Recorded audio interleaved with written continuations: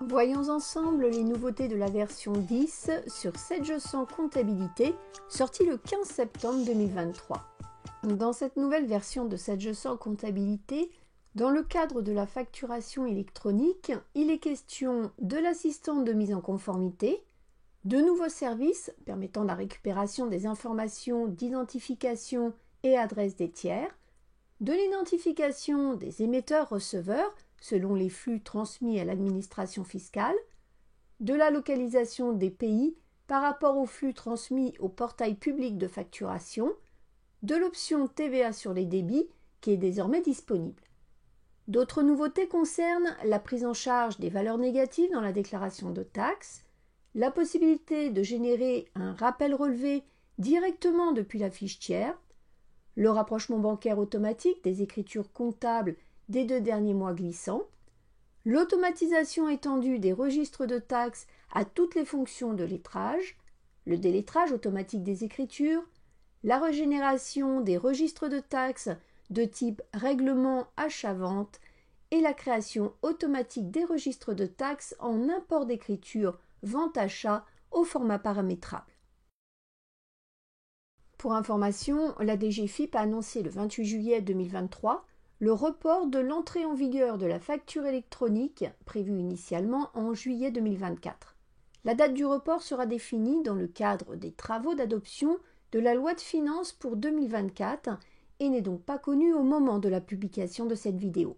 Cet assistant est disponible uniquement si vous avez acquis l'option Data Clean et Contrôle. N'hésitez pas à vous rapprocher de votre revendeur pour connaître les modalités d'acquisition. Cet outil a été conçu pour vous préparer à la mise en place de la facturation électronique en vous aidant à mettre à jour votre base tiers.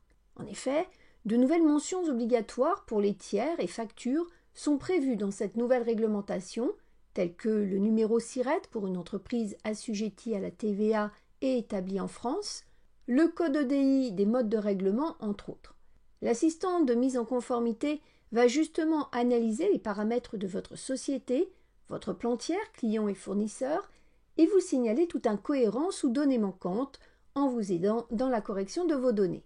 Ainsi, vos clients et fournisseurs seront reconnus auprès du portail public de facturation, autrement dit PPF, via le SIRET ou le numéro de TVA, en vue d'automatiser les échanges de factures électroniques et d'effectuer les contrôles de TVA par les services publics. Toujours dans l'optique d'anticiper le passage à la facturation électronique obligatoire, de nouveaux services vous permettent de vérifier les informations de vos tiers. Pour bénéficier de ces services, vous devez disposer d'une connexion Internet et avoir les droits pour activer ces services dans les paramètres de votre société. Dans votre plan tiers, sur les fiches clients et fournisseurs, dans la partie matriculation, sur les zones SIRET et identifiant TVA, une recherche va pouvoir être lancée pour l'une grâce au service de l'INSEE via le site siren.fr et pour l'autre grâce au service VI pour vérifier le numéro d'identification TVA pour les entreprises de l'Union européenne. Dans le cadre de la facture électronique, divers flux seront transmis à l'administration fiscale. La nature du flux B2B ou B2C sera notamment déterminée en fonction du tiers facturé assujetti à la TVA ou non assujetti. En prévision de l'émission des factures électroniques, chaque tiers doit maintenant être qualifié avec un ou plusieurs identifiants et doit être déclaré comme entreprise ou particulier assujetti ou non à la TVA. Concernant les flux transmis au portail public de facturation, autrement dit PPF, ils seront déterminés en fonction de la localisation des clients et fournisseurs. C'est pourquoi à partir de la version 10 de 7G100 Comptabilité, chaque pays est désormais doté d'un champ localisation permettant de définir si la transaction est réalisée en France, en Union européenne ou ailleurs. Selon la réforme de la facture électronique, une société ayant choisi l'option de paiement de TVA sur les débits devra faire figurer cette information sur les factures de vente. Cette option se déclare au niveau des paramètres de la société.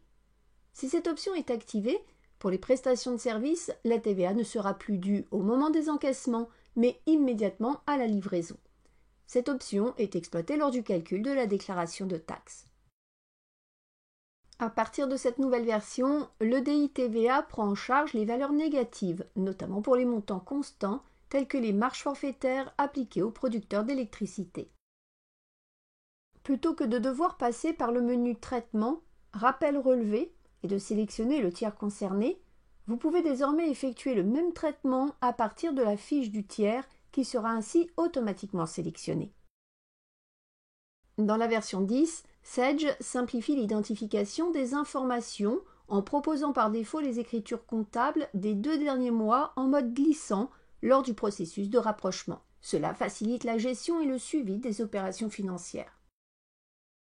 L'actualisation du cycle de vie encaissé de la facture électronique suit les mêmes règles que la TVA aux encaissements, ce qui entraîne une automatisation étendue des registres de taxes à toutes les fonctions de lettrage, contrairement à la pratique précédente où il ne s'appliquait qu'au lettrage lors de la saisie. Sage effectue automatiquement le délettrage des écritures pour prévenir les erreurs de déclaration de TVA et pour le futur cycle de vie encaissé en cas de suppression du code de lettrage d'une écriture. Cela évite à l'utilisateur d'intervenir et de rechercher d'éventuels écarts. Par le menu Fichier, l'outil Régénération des registres vous permet d'intégrer le recalcul des registres de type Règlement, Vente et Achat et non plus seulement les registres de type Achat-Vente. Il est à noter que seules les écritures de règlement sans registre seront traitées. Si vous êtes amené à importer des écritures de vente ou d'achat dans un format paramétrable dans Sage et que vous avez activé la gestion des registres vente et achat, ces derniers seront automatiquement créés. Ainsi, l'utilisateur n'a plus besoin dans ce cas de lancer manuellement les fonctions de génération depuis le menu Outils. Nous vous remercions d'avoir pris connaissance de cette vidéo et espérons qu'elle vous aura permis d'apprécier toutes les nouveautés de la version 10 de Sage 100 Comptabilité.